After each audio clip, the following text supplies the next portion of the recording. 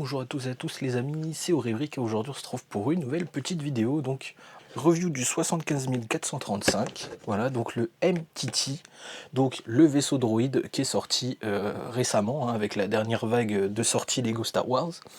Donc c'est un 9+, il y a 976 pièces, on a 12 figurines au total, et un très beau vaisseau droïde. Donc ce que je vous propose les amis, c'est d'abord de faire un petit tour un peu du contenu, donc du set et des figurines, et après on se retrouve pour que je vous donne mon avis et savoir si c'est un très bon set qui était sorti ou pas du tout. Allez, c'est parti.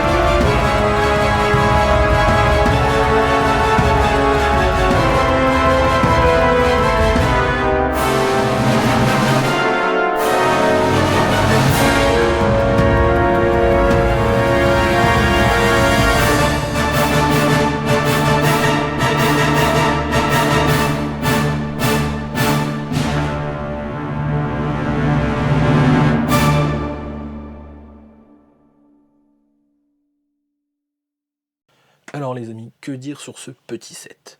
Alors honnêtement pour moi c'est un set qui marche plutôt bien. Tout d'abord ça faisait quelques temps qu'on n'avait pas eu de MTT. Les derniers qu'on avait eu déjà c'était ceux de l'épisode 1, donc ceux qui étaient en marron. Voilà.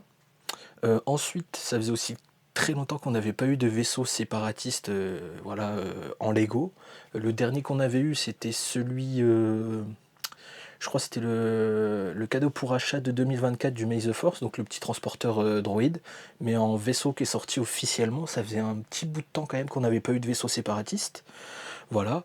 On a quand même une belle flopée de personnages, hein. Bon, on a des droïdes classiques, mais c'était toujours plaisant à en avoir. Bon, on aurait peut-être pu en avoir un petit peu plus, histoire de mettre un petit peu plus de droïdes dedans.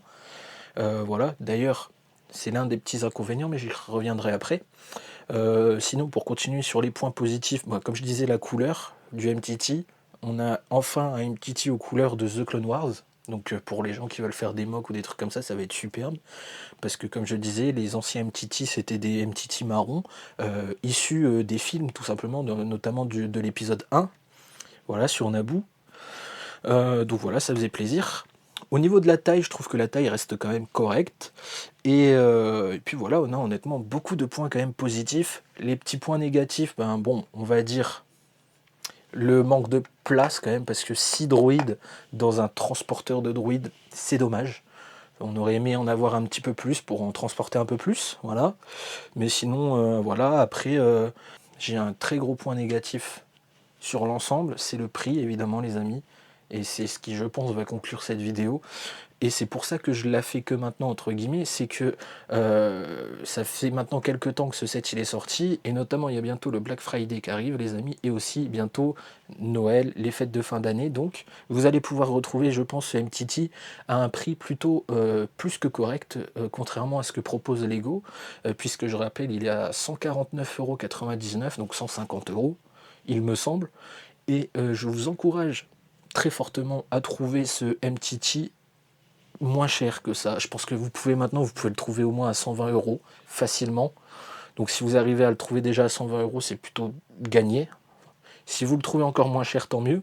Mais honnêtement, vous pouvez vraiment le trouver moins cher que ce que propose le prix Lego. Voilà, donc vraiment, les amis, pour résumer sur ce set, c'est vraiment un très bon set. Voilà, on est à deux doigts de la perfection, mais le prix qui vient un peu endommager tout ça, et notamment la place dans le set, le fait qu'on peut mettre que 6 droïdes pour un transporteur droïde, je trouve ça dommage. On aurait aimé en mettre un petit peu plus. Voilà. Mais sinon, à part ça, vraiment, c'est un set qui est vraiment bien réussi, et je pense que ça fera plaisir aux fans comme aux enfants. Donc voilà. C'est tout pour moi les amis, j'espère que cette petite vidéo vous aura plu. Si c'est le cas, n'hésitez pas à liker, commenter et à vous abonner. Et puis moi je vous retrouve à une prochaine vidéo. Tchuss!